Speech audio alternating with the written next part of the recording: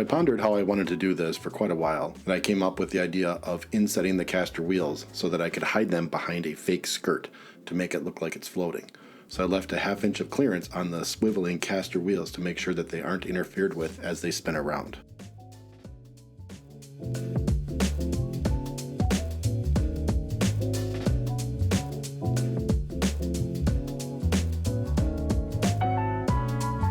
So the wood on the top of this cart overhangs a lot more than you would think because there's going to be a skirt on 3 of the 4 sides to hide the wheels.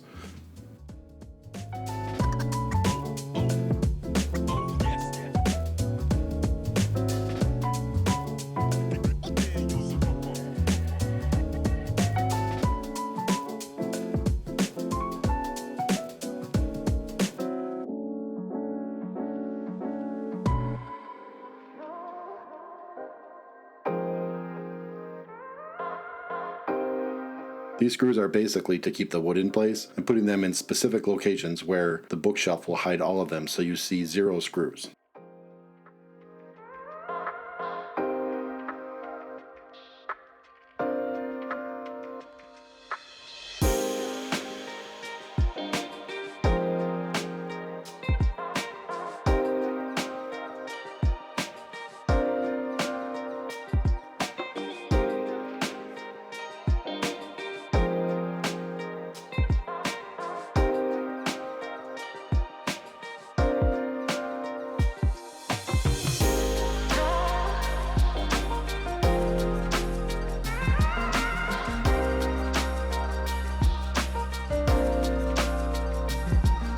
If you're wondering why I went through all this trouble, the answer is that my sump pump failed this spring and I had 2 inches of water in the basement. I almost lost the bottom row of records, and I decided since I was moving these records again that I would put it on a rolling base so it's easy to move the records going forward.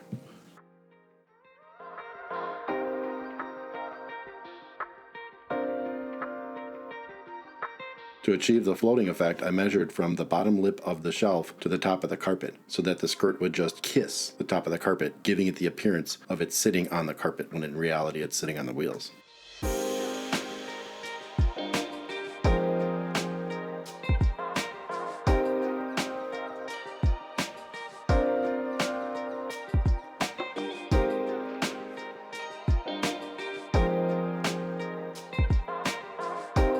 So my saw doesn't cut the width of this board, so I have to cut most of it, flip it over, and then match cut the other side so it looks like one continuous cut.